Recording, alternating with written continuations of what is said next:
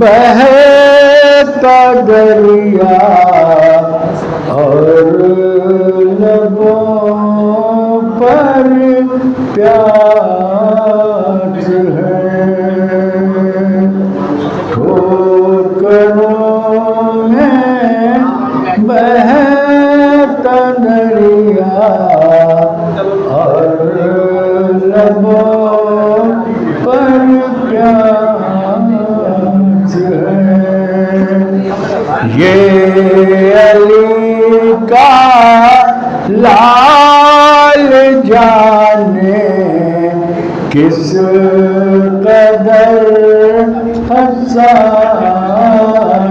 ہے، یہ علی کا لال جانے کس قدر حساس ہے، اس لیے گھبرا رہی تھی دیکھ کر فوج عظیم، اس لیے گھبرا رہی تھی دیکھ کر فوج عظیم، آدمی کی شکل میں نادے علی عباس ہے، آدمی کی شکل میں نادے علی عباس، صلوات پڑھیے۔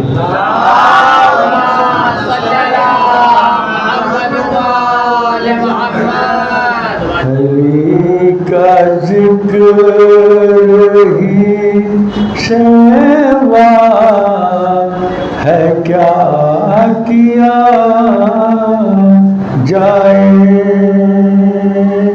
علی کا ذکر ہی شیوا ہے، کیا کیا جائے، جناب شیخ کو کھلتا ہے، کیا کیا جائے، جناب شیخ کو کھلتا ہے، کیا کیا جائے، ہم ملی جو بھیک تو ہنس کر فقیر کہنے لگا، ملی جو بھیک تو ہنس کر فقیر کہنے لگا،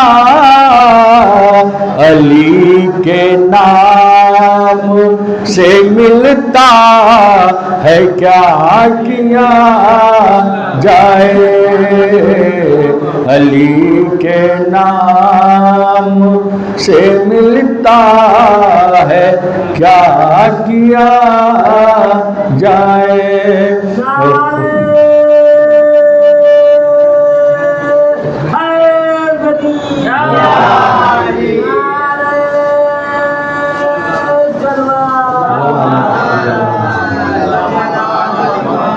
خدا گواہ ہے تبرا علی کے دشمن پر، خدا گواہ، خدا گواہ ہے تبرا علی کے دشمن پر، عروج دین کا حصہ ہے، کیا کیا جائے، عروج دین کا حصہ ہے کیا کیا جائے. سلوات بھیجیں حضرت.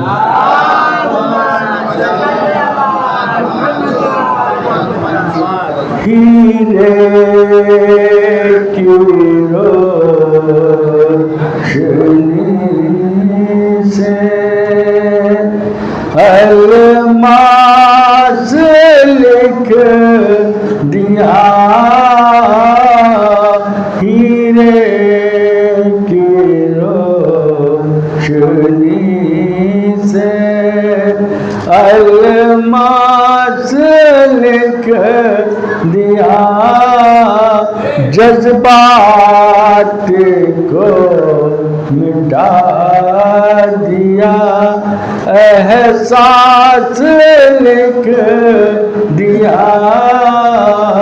جذبات کو مٹا دیا. احساس لکھ دیا. قرآن میں وفا کے الحمد کی جگہ. قرآن میں وفا کے الحمد کی جگہ.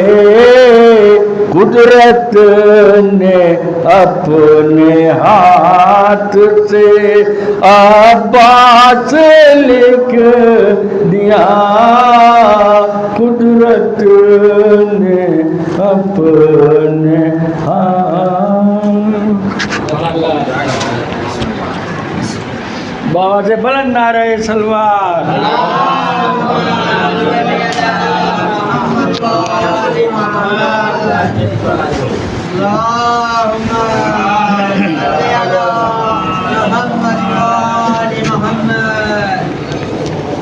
دیگر نعرہ سلوات.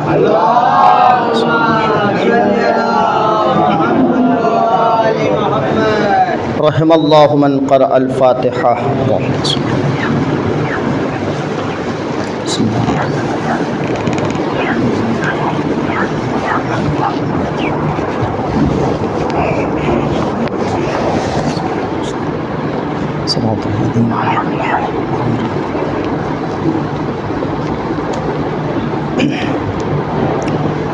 حسبنا اللہ ونعم الوکیل نعم المولا ونعم النصیر. اعوذ باللہ السمیع العلیم من الشیطان الرجیم. بسم اللہ الرحمن الرحیم. الحمد للہ الذی لم يتخذ صاحبة ولا ولدا ولم يكن له ولي من الذل وكبره تكبيرا.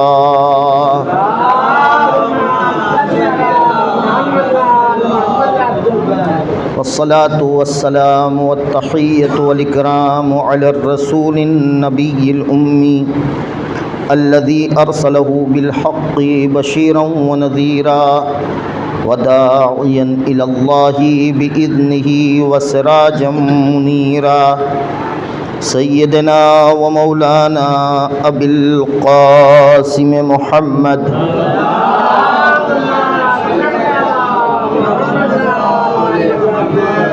وعلى أهل بيته الطيبين الطاهرين الغر الميامين المعصومين الذين أذهب الله عنهم الرجس وطهرهم تطهيرا.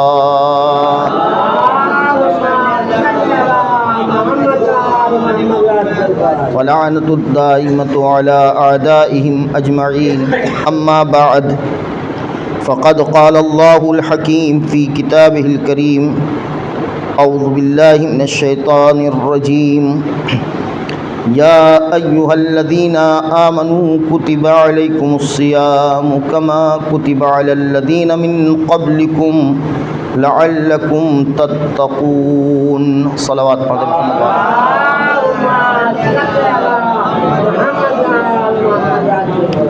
التماس ایک بار سورہ حمد اور 3 بار سورہ توحید کی تلاوت فرما کر مرحومہ ریاض فاطمہ بنت محمد حسین عبدی مرحوم اور سلطان فاطمہ بنت محمد حسین عبدی مرحوم کی ارواح کو ایصال فرمائیں۔ بسم اللہ الرحمن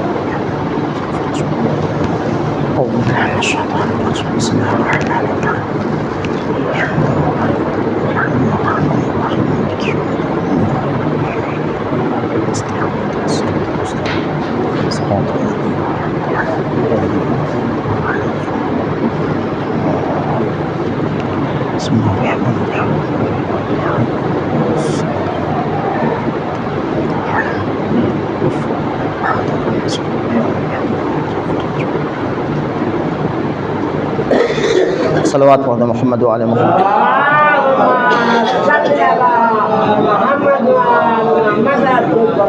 جس آیہ کریمہ کو آپ کی خدمت میں سرنامہ سخن کے عنوان سے پیش کیا ہے، اس آیہ کریمہ کا تعلق ماہ مبارک رمضان کے روزوں سے ہے کہ جس کے سلسلے میں پروردگار عالم اعلان کر رہا ہے، یا ایھا الذین آمنوا کتب علیکم الصیام کما کتب علی الذین من قبلکم، صاحبان ایمان تمہارے اوپر روزے فرض کیے گئے ہیں اسی طرح سے جس طرح سے تم سے پہلے والوں کے اوپر روزے فرض کیے گئے تھے، لعلکم تتقون، شاید کہ تم تقویٰ کی منزل تک پہنچ سکو، شاید کہ تم متقی ہو سکو۔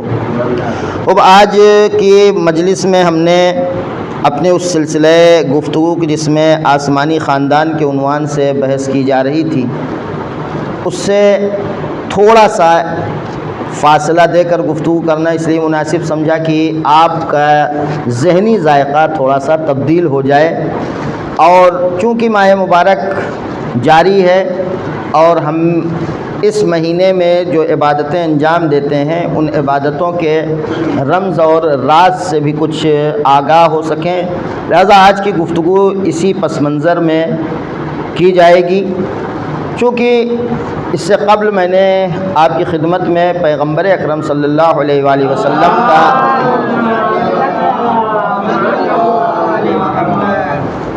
خطبے کا ایک حصہ پیش کیا تھا کہ جس میں آپ نے فرمایا کہ انہ قد اقبل الیکم شہر رمضان بالبرکۃ والرحمۃ والمغفرہ، تمہاری جانب یہ قیمتی اور گراں قدر مہینہ آ رہا ہے اور بہت ہی عظیم تحفے تحائف کے ساتھ برکت، مغفرت اور رحمت کے ساتھ یہ تمہارے درمیان آ رہا ہے، لہذا یہ مہینہ ہمارے لیے برکت کا مہینہ ہے، مغفرت کا مہینہ ہے، رحمت کا مہینہ ہے، لیکن ہم لوگ کیوں اس مہینے سے اس طرح سے فیض حاصل نہیں کر پاتے ہیں جس طرح سے اس مہینے سے فیض حاصل کرنے کا حق ہے؟ جیسے ہمیں اس مہینے سے لطف اندوز ہونا چاہیے، جس طرح سے ہم کو اس مہینے کی برکتوں، رحمتوں اور مغفرتوں سے سود اٹھانا چاہیے تھا، منفعت حاصل کرنی چاہیے تھی، ہم نہیں کر پاتے ہیں۔ اور اس کی وجہ یہ ہے کہ چونکہ ہم جو اپنے کو سمجھتے ہیں وہ الگ ہے، پروردگار جو ہمیں سمجھتا ہے وہ الگ ہے۔ پروردگار عالم ہمیں وہی سمجھتا ہے، ویسا ہی سمجھتا ہے جیسا اس نے پیدا کیا ہے۔ ہم اور آپ اپنے کو وہ نہیں سمجھتے ہیں جو ہم پیدا ہوئے تھے، ہم جو پیدا ہوئے تھے اپنے کو اس سے الگ سمجھتے ہیں، لیکن پروردگار عالم جو ہم سے خطاب کرتا ہے، ہم سے مخاطب ہوتا ہے، تو وہ ہماری اسی حیثیت سے مخاطب ہوتا ہے، ہماری اسی حیثیت کو نظر میں رکھتا ہے کہ جس حیثیت پر خالق کائنات نے ہم کو اور آپ کو پیدا کیا ہے۔ خالق کائنات نے ہم کو جس واقعی اور اصلی حیثیت پہ پیدا کیا ہے اس حیثیت کا نام ہے انسانی حیثیت۔ واقعی حیثیت وہی ہے ہماری، حقیقی حیثیت وہی ہے ہماری کہ جس حیثیت کی بنیاد پر ہم آسمانی رشتے سے جڑے ہوئے ہیں، آسمانی خاندان سے جڑے ہوئے ہیں، وہی حقیقی حیثیت ہے ہماری کہ جس کی وجہ سے ہمارا رشتہ جو ہے وہ بہت بلند ہے، بہت عظیم ہے۔ لیکن چونکہ ہم اور آپ اپنے کو کبھی جمادی حیثیت سے دیکھتے ہیں، کبھی ہم اپنے نباتی پہلو کو دیکھتے ہیں، کبھی ہم اپنے حیوانی پہلو پر نظر ڈالتے ہیں، کبھی ہم اپنے عقلی پہلو پر نظر ڈالتے ہیں۔ نتیجہ یہ ہوتا ہے کہ پروردگار عالم جہاں تک ہمیں پہنچانا چاہتا ہے وہاں ہم پہنچ نہیں پاتے ہیں، چونکہ وہ ہمیں جس نگاہ سے ہم کو دیکھتا ہے، جس طرح وہ ہم کو سمجھتا ہے، جو ہمیں وہ سمجھ رہا ہے، ہم وہ اپنے کو نہیں سمجھتے۔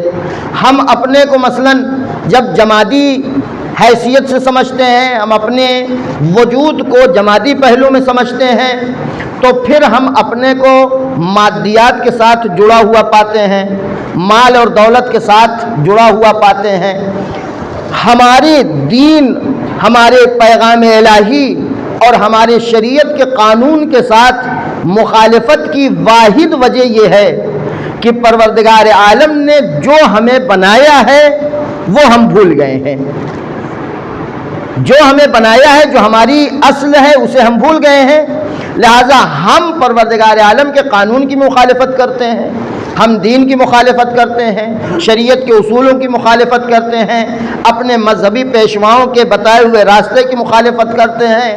لہٰذا اس نے ہمیں بنایا تھا اتنا بلند کہ ہمیں ایک آسمانی رشتہ دیا، اس لیے کہ جب وہ ہم سے کلام کرتا ہے تو اسی رشتے سے کلام کرتا ہے جس رشتے سے اس نے ہمیں پیدا کیا تھا۔ وہ رشتہ اس سے متصل ہے، وہ رشتہ اماموں سے متصل ہے، وہ رشتہ نبی سے متصل ہے، تو وہ ہم سے کلام کرتا ہے۔ اس مناسبت سے، اس حیثیت سے ہم اپنے کو کبھی جمادی سمجھ بیٹھتے ہیں۔ جب جمادات کی پہلو سے ہم اپنے کو سمجھیں گے، ہم یہ سمجھیں گے کہ ہماری زندگی، ہماری حقیقت، ہماری حیثیت مادیات ہے، مال ہے، ثروت ہے، دنیا ہے۔ تو اب ادھر سے پروردگار عالم ہمیں یہ نہیں سمجھ رہا ہے، ہماری اصلیت یہ نہیں ہے۔ وہ یہ کہے کہ ایک پہلو ہے یہ اس کی زندگی کا، لیکن اصل نہیں ہے، یہ اس کی اصل تک پہنچنے کا سہارا ہو سکتا ہے۔ ادھر سے وہ کہتا ہے انفاق کرو، مالی جہاد کرو، خمس دو، زکوٰۃ ادا کرو، بارگاہ الہی میں لوگوں کی ضرورت کو پوری کرو، اللہ کی خاطر لوگوں کی مدد کرو۔ وہ انفاق کی دعوت دیتا ہے، مالی جہاد کی دعوت دیتا ہے، لیکن ہم چونکہ اپنے وجود کو جمادی سمجھ چکے ہیں، لہذا پروردگار عالم کے اس قانون کی مخالفت کرتے ہیں۔ وہ کہتے ہیں دیکھو اپنے کو تم سنگین مت بناؤ، اپنے کو بہت وزنی مت بناؤ، اپنے کو اس دنیا سے لپٹا کر مت رکھو، دنیا کے تمام وسائل سے اپنے کو وابستہ مت کرو، اس لیے کہ اگر تم نے دنیا میں گرفتار کر لیا خود کو تو پھر تم ہماری دعوت پر کبھی لبیک نہیں کہہ سکتے ہو، تمہارے اندر کبھی بلند پروازی پائی نہیں جا سکتی ہے۔ اگر تم نے اپنے کو سنگین کر لیا، اپنے کو سنگین کر لیا تو کبھی بھی تم اوپر کی جانب، بلندی کی جانب پرواز نہیں کر سکتے ہو۔ ہم اپنے کو جب نباتی سمجھ بیٹھتے ہیں تو نباتی سمجھ بیٹھنے میں ہمارے لیے سب سے بڑی دقت اور دشواری یہ ہوتی ہے کہ جب ہم نے اپنے کو نباتی سمجھ لیا تو اب ہمارا سارا ہم و غم یہ ہوگا کہ ہمارا پیٹ بھرا ہونا چاہیے،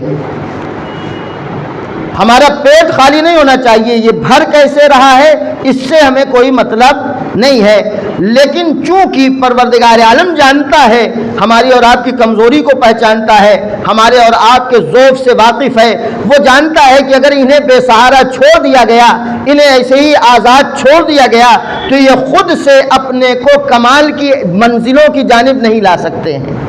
ہمیں اس نے پیدا کیا ہے، ہمیں اس نے 4 حیثیتیں دی ہیں الگ اور ایک حیثیت دی ہے الگ۔ چاروں سے ہماری حقیقت نہیں ہے، بلکہ ایک وہ جو ہے اسی سے ہماری حقیقت ہے، وہی ہماری اصلیت ہے۔ جو 4 حیثیتیں اس نے ہمیں دی، ایک حیثیت کا نام ہے جمادات، ایک حیثیت کا نام ہے نباتات، ایک حیثیت کا نام ہے حیوانیت، ایک حیثیت کا نام ہے عقل اور عقلانیت۔ یہ چاروں ہمارے لیے ہماری اصلیت نہیں ہے، ہماری حقیقت نہیں ہے۔ ہماری حقیقت کا تعلق وہ انسانیت ہے، وہ نور ہے، اور وہ اصل مادہ، اصل وہ نورانیت ہے کہ جس سے اس نے ہم کو پیدا کیا ہے، وہ اصل سرا ہے کہ جس سے اس نے ہم کو پیدا کیا ہے۔ اس نے دیکھا کہ ہم اور آپ آگے نہیں بڑھ سکتے. کیوں؟ اس لیے کہ جب ہم تنہا ہیں تو ہم کبھی جمادات میں پھنسنے لگیں گے، کبھی نباتات میں گرفتار ہو جائیں گے، کبھی ہم حیوانیت کی منزل میں گرفتار ہو کر رہ جائیں گے، کبھی عقلانیت کی منزل میں گرفتار ہو جائیں گے. لہٰذا یہ وہ مہینہ ہے مبارک اور عظیم کہ جس میں پروردگار عالم اپنے بندوں کی مدد کے لیے اس نے بندوں کو اپنی طرف نہیں بلایا ہے، خود آیا ہے. قد اقبل الیکم شہر رمضان، قد اقبل الیکم شہر اللہ، اللہ کا مہینہ ہماری جانب آیا ہے. جب اللہ کا مہینہ ہماری جانب آیا ہے تو اللہ ہماری اور آپ کی دستگیری کے لیے آیا ہے، ہمیں اور آپ کو مدد کرنے کے لیے آیا ہے. وہ چاہتا ہے کہ تم اس دنیا میں مادیات میں گرفتار نہ ہو سکو، اس لیے کہ ہم نے ان 4 حیثیتوں کو تمہیں پر کی حیثیت سے دیا تھا، تمہیں پرواز کے لیے دیا تھا، نہ کہ ان 4 حیثیتوں کو تمہارے لیے ہم نے پیر کی زنجیر بنایا تھا. ہم اور آپ اپنی ان 4 حیثیتوں کو پیر کی زنجیر بناتے ہیں، پرے پرواز نہیں بناتے. جب پرے پرواز نہیں بناتے، اس دنیا میں جیسے ہی ہم قدم رکھتے ہیں، اب ہم جب ان 4 میں گرفتار ہو جاتے ہیں تو ہم اس خلیفۃ اللہ کی منزل تک پہنچ ہی نہیں پاتے ہیں کہ جس کے لیے پروردگار عالم نے ہمیں پیدا کیا تھا. ہم انہی 4 میں کہیں نہ کہیں گرفتار ہو جاتے ہیں. یاد رکھیے گا، یہ 4 ہمارے لیے نور بھی بن سکتے ہیں، ہمارے لیے نار بھی بن سکتے ہیں. 4 ہمارے لیے پر بھی بن سکتے ہیں، 4 ہمارے پیر کی زنجیر بھی بن سکتے ہیں. اب یہ ہمارے اوپر منحصر ہے، اس کا انحصار ہمارے اوپر ہے کہ ہم کس نظر سے اپنے کو پہچانتے ہیں، ہم اپنے کو کیا سمجھتے ہیں. اگر ہم اپنے کو انسان سمجھتے ہیں، اگر ہم اپنے کو اس رشتے سے دیکھتے ہیں جس رشتے پہ پروردگار عالم نے پیدا کیا ہے، اگر ہم یہ سمجھتے ہیں کہ ہم اسی نور سے پیدا کیے گئے ہیں کہ جو نور محمد اور آل محمد کا نور ہے، تو اس صورت میں یقین جانیے ہمارے لیے یہ 4 حیثیتیں ہمارے پیر کی زنجیر نہیں بن پائیں گی. ان کے ذریعے سے ہم آگے بڑھیں گے. تو پروردگار عالم اس مہینے میں چونکہ ہمیں چاہتا ہے کہ ہم پرواز کریں، اوپر آئیں، آگے بڑھیں، کمالات کی منزلوں کی جانب آگے بڑھیں، لہذا وہ اس مہینے میں آتا ہے. وہ ہمیں محدود کرتا ہے، وہ ہمیں محدود کرتا ہے. اور یاد رکھیے گا، محدودیت ہمیشہ اسارت نہیں ہوا کرتی. محدود ہونا ہمیشہ قید بند کی زندگی نہیں ہوتا ہے. کہیں پہ اگر کسی انسان کو کوئی محدودیت دے دی جاتی ہے تو وہ محدودیت ہمیشہ ایسا نہیں ہے کہ یہ محدودیت اس کے لیے ہمیشہ نقصان دہ ہوگی، بلکہ محدودیت کبھی کبھی انسان کو کمال کی جانب لے جانے کے لیے رکھی جاتی ہے. اچھا، یہ بات ہم اور آپ معنویت میں بڑی مشکل سے سمجھ پاتے ہیں. لیکن یہی اگر ڈاکٹر کہہ دے چینی نہ کھائیے، آپ کا شوگر بہت بڑھا ہوا ہے، چکنا نہ، چربی آپ استعمال نہ کیجئے، چکنا نہ کھائیے، یا آپ اس لیے کہ آپ کا بلڈ پریشر بہت ہائی ہے آپ یہ استعمال نہ کیجئے، وہ استعمال نہ کیجئے، وہاں تو ہمیں ڈاکٹر کی بتائی ہوئی محدودیت بہت اچھے سے سمجھ میں آ جاتی ہے، چونکہ وہاں ہم اس محدودیت کا فائدہ سمجھ رہے ہیں. لیکن پروردگار عالم کی جانب سے محدودیت جو عائد کی جاتی ہے، ہمارے اوپر جو پابندی لگائی جاتی ہے، چونکہ ہم اس کی پابندیوں کے فائدے سے آگاہ نہیں ہوتے ہیں، اس کی پابندیاں ہمیں بری لگنے لگتی ہیں. جب اس کی پابندیاں بری لگنے لگتی ہیں، اسی ماہ مبارک رمضان کی مثال لے لیں. ماہ مبارک رمضان میں پروردگار عالم ہمیں نباتی حیثیت سے بھی محدود کرتا ہے، جماعتی حیثیت سے بھی محدود کرتا ہے، ہمیں حیوانی حیثیت سے بھی محدود کرتا ہے، علمی حیثیت سے بھی محدود کرتا ہے، نباتی حیثیت سے وہ ہم کو محدود کرتا ہے. اس حیثیت سے دیکھو، تمہارے لیے جو غذائیں حلال تھیں، جائز تھیں، صبح سے لے کر شام تک تم بنداس کھاتے پیتے رہتے تھے، بغیر پرواہ کے، بغیر توجہ کے اپنا پیٹ بھرتے رہتے تھے. دیکھو، اس وقت سے لے کر اس وقت تک تمہیں وہ نہیں کھانا ہے. تمہیں جو چیزیں جائز نہیں ہیں ان کی طرف آگے نہیں بڑھنا ہے. یا مثلا اگر آپ ادھر آ جائیں حیوانی زندگی میں، حیوانی پہلو میں بھی پروردگار عالم نے محدود کر دیا. دیکھو، تمہارے لیے جو عمل جائز تھا ہر وقت، وہ عمل تمہارے لیے ماہ مبارک رمضان کے دن میں بالکل ناجائز ہو گیا ہے. تمہارے لیے جائز نہیں ہے۔ وہ لذت جس کو ہم نے تمہیں اجازت دی تھی، جس کے لیے ہم نے تمہیں کھلی چھوٹ دی تھی، اب وہ لذت تمہارے لیے صرف رات کے لیے ہے، تم دن میں اس لذت سے استفادہ نہیں کر سکتے ہو۔ یہ پابندیاں ہمارے لیے مشکل لگتی ہیں، ہمیں بھاری لگتی ہیں۔ کیوں بھاری لگتی ہیں؟ اس لیے کہ ان پابندیوں کا فائدہ ہم نہیں جانتے، ان پابندیوں کے فائدے سے ہم آشنا نہیں ہیں، ان پابندیوں سے پروردگار عالم ہمیں کس منزل پر لے جانا چاہتا ہے ہمیں پتہ نہیں ہے۔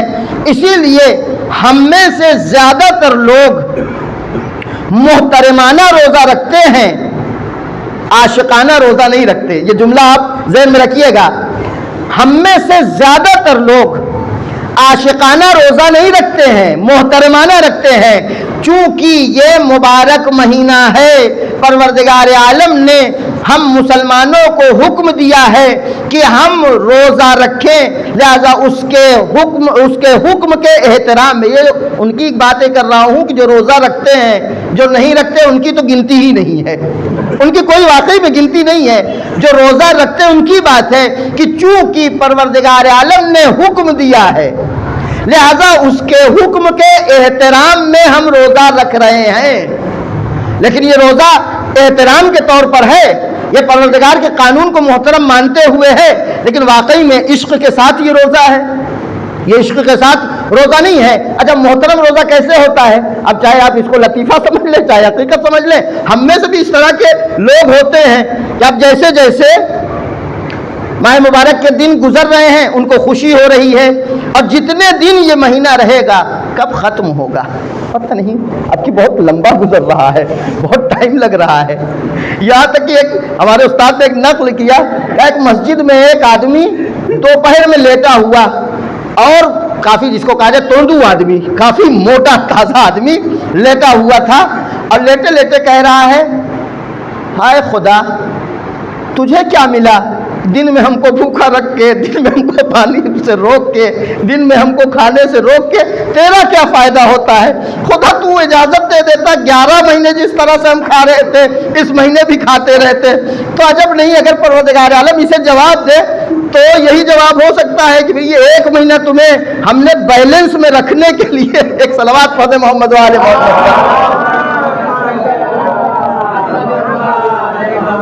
تو ہم اور آپ چونکہ اس روزے کے فائدے کو نہیں جانتے ہیں، پروردگار عالم کی عائد کی ہوئی محدودیت کے فوائد سے آشنا نہیں ہیں، لہذا ہم عاشقانہ روزہ نہیں رکھتے ہیں، اور ہم گنتی گنتے رہتے ہیں، 5 دن نکل گیا، 10 دن نکل گیا، آج تو 15 دن پورے ہو گئے، آج 20 دن پورے ہو گئے، آج 28 تاریخ ہو گئی ہے۔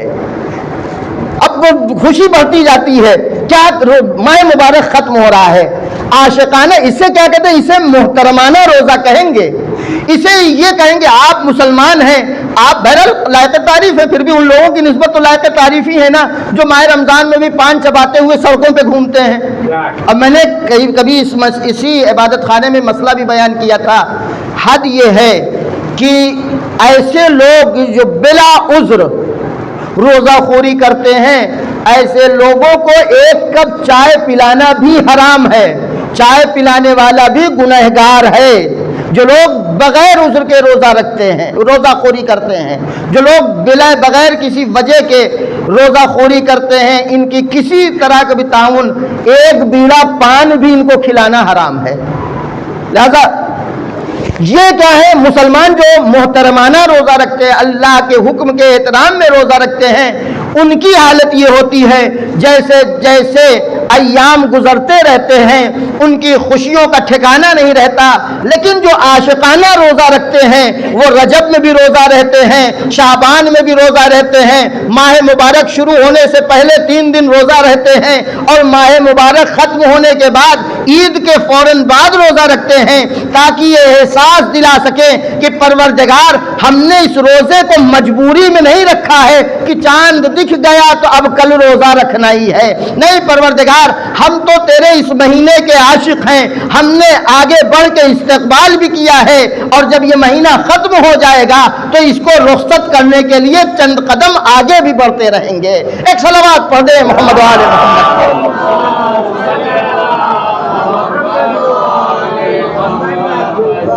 پروردگار عالم نے اس مہینے میں ہمارے لیے جو محدودیت رکھی ہے، جو پابندیاں عائد کی ہیں، جو پابندیاں لگائی ہمارے اوپر، وہ اسی لیے لگائیں کہ ان سارے چار پہلوؤں کو، کہ جو چار پہلو تمہارے پیروں کی زنجیر بن جاتے ہیں، ان چار پہلوؤں کو ہم محدود کر دیں، تاکہ ایک مہینہ تم اپنے اس انسانی پہلو کی رسیدگی کر سکو، اس انسانی پہلو پر توجہ دے سکو کہ جو تمہاری حقیقت ہے، جو تمہاری اصلیت ہے۔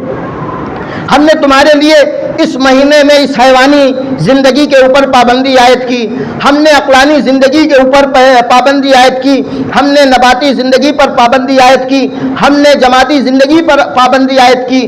واحد مقصد یہ ہے کہ تمہارا واقعی پہلو جو ہے اور جو تمہارا حقیقی رشتہ ہے، تم اس سے قریب ہو سکو اس مہینے میں۔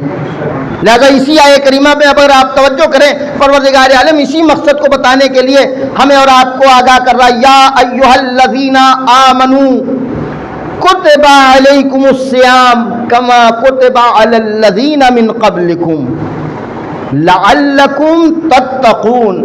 اب سب سے پہلے تو یا ایھا الذین آمنوا کا ترجمہ آج آپ کے لیے نیا کر دوں۔ یا ایھا الذین آمنوا کا ترجمہ کیا کرتے ہیں ہم اور آپ؟ یا ایھا الذین آمنوا یعنی صاحبان ایمان، یعنی اللہ کی وحدانیت کا اقرار کرنے والے، رسول کی رسالت کا اقرار کرنے والے۔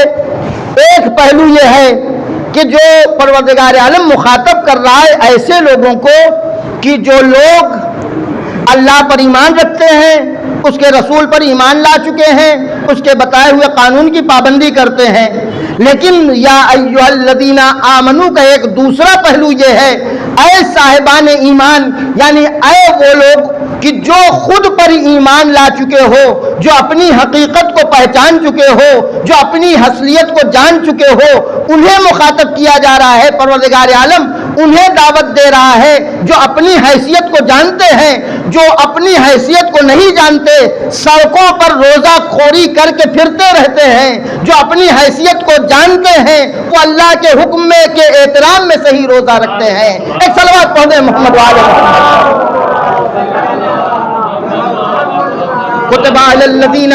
کتب علیکم الصیام کما کتب علی الذین من قبلکم، تمہارے لیے روزے فرض کیے گئے ہیں۔ ایسا نہ ہو کہ تم یہ سمجھو صرف تمہارے لیے ہیں، روزے تم سے پہلے والوں کے بھی لیے فرض کیے گئے تھے، یہ الگ بات ہے۔ یہ امت مسلمہ کا امتیاز ہے، یہ مسلمانوں کا ایک الگ حصہ ہے کہ پروردگار عالم نے ماہ رمضان کو ان سے مخصوص کیا ہے۔ روزہ تو پہلے بھی تھا، لیکن ماہ رمضان سب کو نہیں ملا ہے۔ خوب، اس میں اب پروردگار مقصد کیا بیان کر رہا ہے؟ لعلکم تتقون، شاید تم پرہیزگار بن سکو، شاید تم پرہیزگار بن سکو۔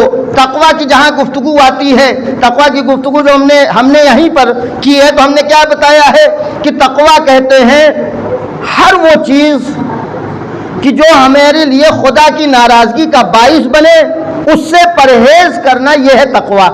اب آئے تقویٰ کا بھی نیا مطلب یہاں سے نکالتے ہیں۔ یا ایھا الذین، ماہ رمضان کا میں روزوں کا حکم دیا جا رہا ہے، کتب علیکم الصیام کما کتب علی الذین من قبلکم لعلکم تتقون۔ یہاں پر تقویٰ کا مطلب کیا ہے؟ یہاں پر تقویٰ کا مطلب یہ ہے کہ ہر اس چیز سے اپنے کو بچانا، ہر اس چیز سے اپنے کو دور رکھنا جو ہم کو ہمارے صحیح رشتے سے دور کر دے، جو ہم کو واقعی رشتے سے، جو ہم کو ہماری اصلیت سے دور کر دے، اس سے رک جانا، اس سے خود کو محفوظ کر لینا، اس سے بچا لینا خود کو، یہ ہے تقویٰ۔ لہذا تقویٰ یہاں پر روزے کا ایک مقصد، ماہ مبارک رمضان میں روزے کا ایک مقصد یہ ہے کہ پروردگار یہ چاہتا ہے کہ ہم جو اپنے اصلی رشتے سے دور ہو گئے ہیں، اس رشتے سے قریب ہوتے جائیں۔ ایک صلوات پڑھ دیں محمد وعلی محمد۔ لعلکم تتقون، تقویٰ ہر جگہ تقویٰ قابل تعریف ہے، ہر جگہ تقویٰ انسان کو کمال کی منزل تک لے جا سکتا ہے۔ ہر میدان میں، زندگی کے ہر رخ میں تقویٰ کی اہمیت ہے، زندگی کے ہر میدان میں تقویٰ باعث اہمیت بنتا ہے۔ عزیزان گرامی، اگر ہم اپنے زندگی کے ہر میدان کو چیک کریں، ہر میدان میں ہمارے لیے تقویٰ، مثلا معاشی میدان میں تقویٰ کیا ہے؟ معاشی میدان میں تقویٰ کیا ہے؟ معاشی میدان میں تقویٰ یہ ہے کہ ہم اپنا سرمایہ، ہم اپنی دولت ایسی جگہ لگائیں جہاں پر ہمیں نقصان نہ ہو، جہاں پر ہمیں منفعت ہو، جہاں ہمیں فائدہ حاصل ہو. یہ معاشی میدان کی ہو گئی. معاشی میدان میں تقویٰ ہو گیا. اب آ جائیں مثلا نباتی میدان میں، جمادی میدان میں تقویٰ کیا ہے؟ ہم کیا کھائیں اور ہم کیا کریں. ہم برش کرتے ہیں کس لیے کرتے ہیں؟ ہم نہاتے ہیں کس لیے نہاتے ہیں؟ ہم کھانا کھاتے ہیں کس لیے کھاتے ہیں؟ تو نباتی میدان میں بھی تقویٰ کیا ہے؟ نباتی میدان میں تقویٰ یہ ہے ہم ہر اس عمل کو انجام دیں جو ہمارے جسم کے لیے فائدہ مند ہو، ہر اس عمل سے دور رہیں جو ہمارے جسم کے لیے نقصان دہ ہو. برش کرتے ہیں کیوں؟ یہاں کا برش کیا ہے؟ برش کرنا تقویٰ ہے. کیوں برش کر رہے ہیں؟ اس لیے کہ ہم اس لیے برش کر رہے ہیں تاکہ ہمارے دانت میں سڑن پیدا نہ ہو، ہمارا دانت محفوظ رہ جائے. حمام میں جاتے ہیں نہاتے اس لیے ہیں، صفائی کا خیال اس لیے رکھتے ہیں کہ یہ گندگی ہمارے جسم کو نقصان نہ پہنچا سکے، ہمارے سر میں جوئی نہ پڑ جائے، بدن میں چیلر نہ پڑ جائے. تو یہ حمام میں جو ہم جاتے ہیں نہاتے ہیں یہ بھی ایک تقویٰ کی منزل ہے. اور ہم اپنے شکم میں ہر چیز نہیں ڈالتے ہیں، ہر چیز اپنے پیٹ میں نہیں بھرتے ہیں. ہم دیکھتے ہیں کون سی چیز ہمارے لیے فائدہ مند ہے، کون سی چیز ہمارے لیے سود مند ہے، کون سی چیز ہمارے لیے نقصان ہے.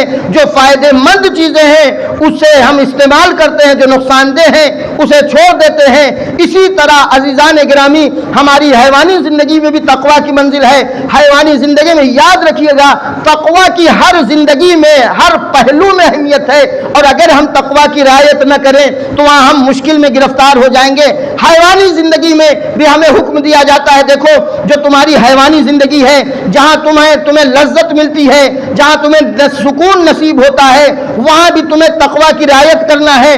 وہاں تقویٰ کی رعایت یہ ہے کہ دیکھو جو رشتہ تمہارے سکون کے لیے بنا ہے، اس رشتے کے درمیان کبھی ایسی گفتگو نہیں ہونی چاہیے، کبھی ایسی بات نہیں ہونی چاہیے کہ دونوں کے درمیان فاصلہ بڑھتا جائے. اس زندگی میں پروردگار عالم حکم دے رہا ہے، ہمیں تقویٰ کا حکم دے رہا ہے. یعنی ہم اپنی اس زندگی میں ایسا کوئی کام ہی نہ کریں، ایسی کوئی بات ہی نہ کریں، ایسا کوئی عمل انجام نہ دیں کہ جس کی وجہ سے ہمارے اس نزدیکی میں، ہمارے اس رشتے میں دوری پیدا ہو جائے. تو میں نے کہا ہر جگہ پر تقویٰ ہمارے لیے، ہم کو محفوظ رکھنے کے لیے ہے. تو پروردگار عالم نے ہمارے لیے روزے فرض کیے تاکہ جب ہم اپنی اس اصلی زندگی سے، اصلی رشتے سے، اصلی خاندان سے دور ہو جائے تو روزہ رکھ کے اس خاندان سے قریب ہو سکیں. ایک صلوات پڑھ دیں محمد و آل محمد.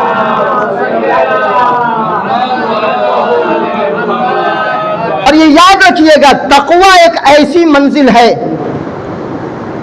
کہ جو انسان کے لیے سود مند بھی ہے، انسان کے لیے محبوبیت بھی پیدا کرتی ہے. ایسا نہیں ہے کہ ہم یہ کہیں کہ تقویٰ کا مثلا ہماری حیوانی زندگی میں تقویٰ کا کیا کام ہے، ہماری نباتی زندگی میں تقویٰ کا کیا کام ہے، ہماری معاشی زندگی میں تقویٰ کا کیا کام ہے. آپ آج سے ان منزلوں کو اپنے ذہن میں رکھ لیں. ہماری جو معاشی زندگی ہے اگر ہم اس میں تقویٰ سے کام نہیں لیتے ہیں تو نقصان کیا ہوگا.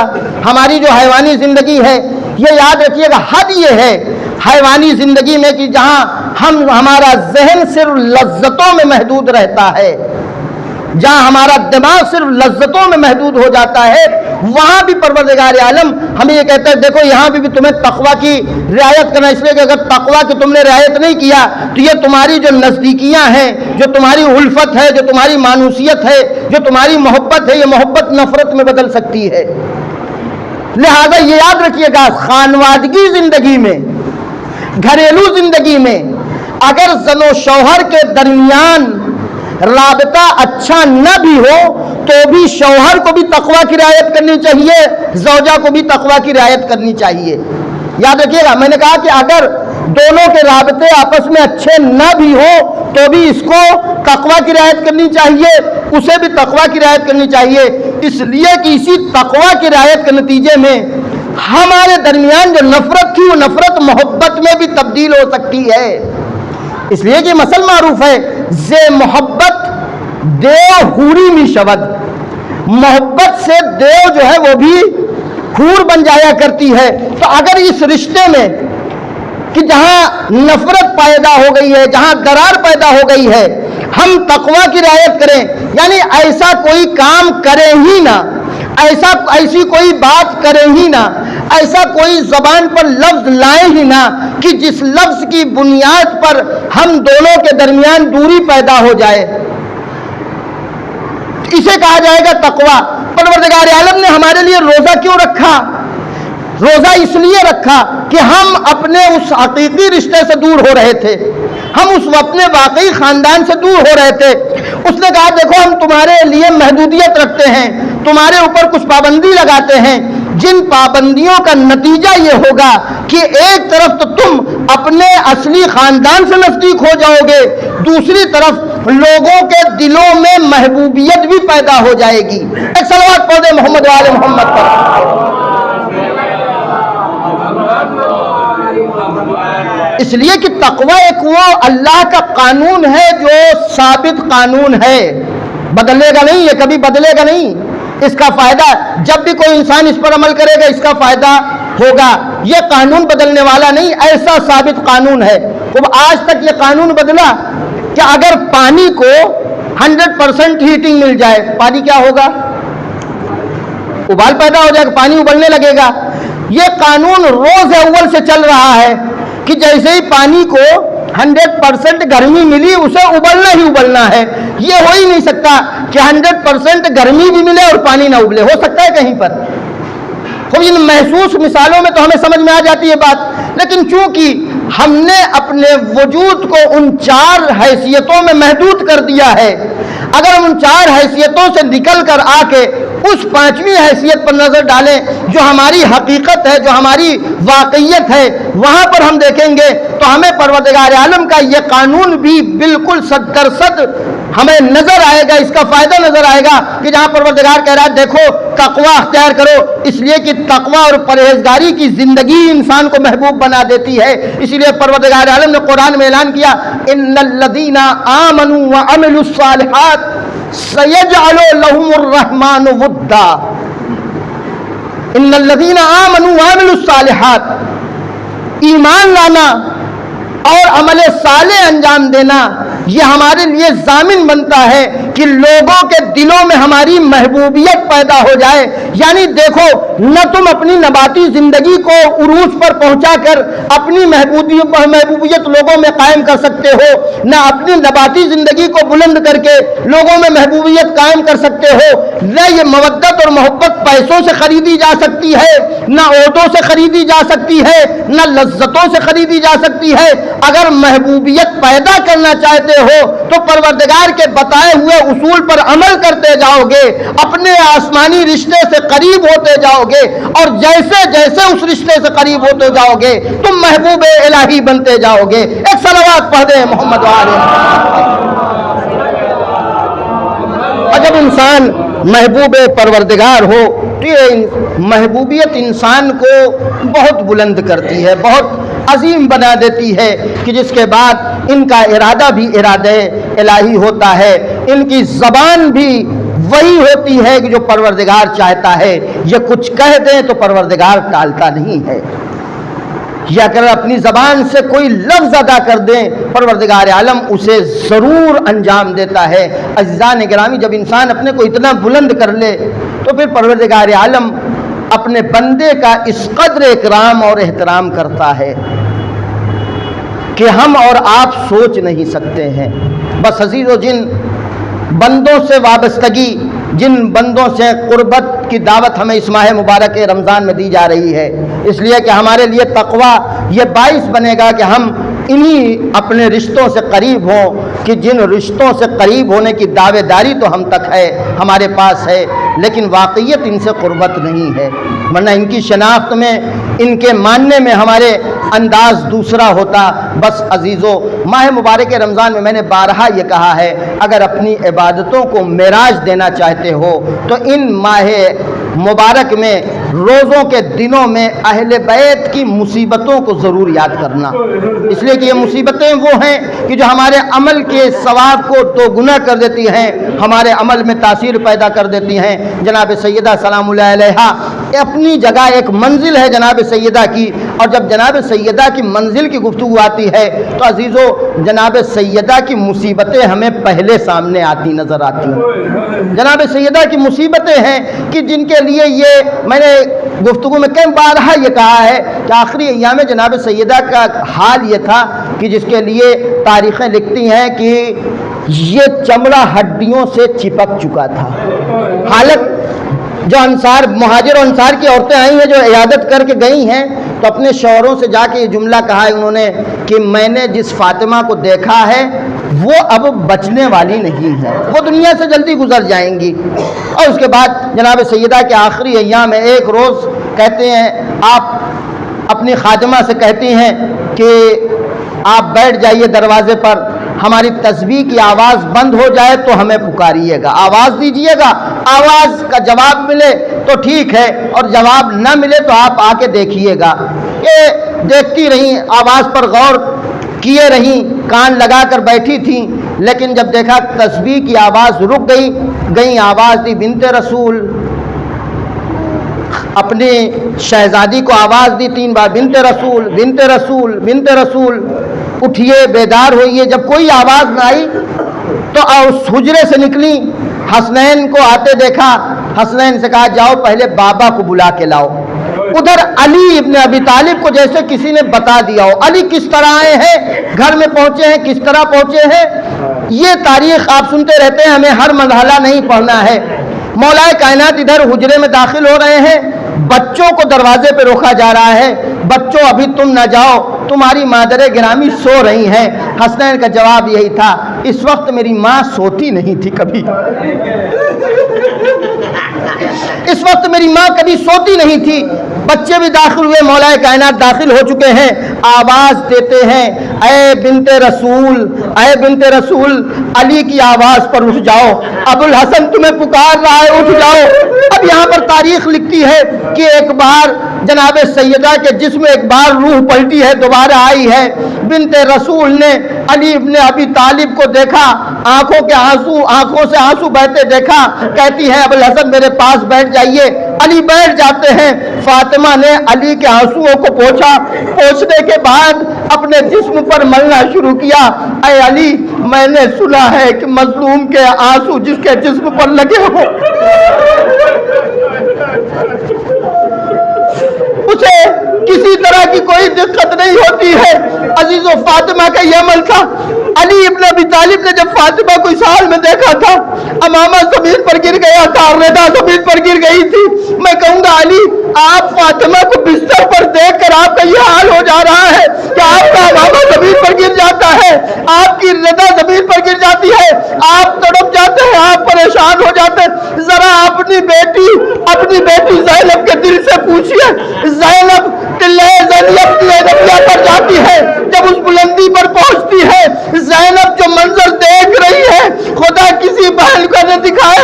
زینب جب اس منظر کو دیکھتی ہے کہ شمر آگے بڑھ رہا ہے، زینب فریاد کرتی ہے ارے عمر سعد کیا تم میں کوئی مسلمان نہیں رہ گیا ہے کہ جو میرے بھائی کے جان کو محفوظ کر سکے۔ وَسَيَعْلَمُ الَّذِينَ ظَلَمُوا أَيَّ مُنقَلَبٍ يَنقَلِبُونَ إِنَّا لِلَّهِ وَإِنَّا إِلَيْهِ رَاجِعُونَ۔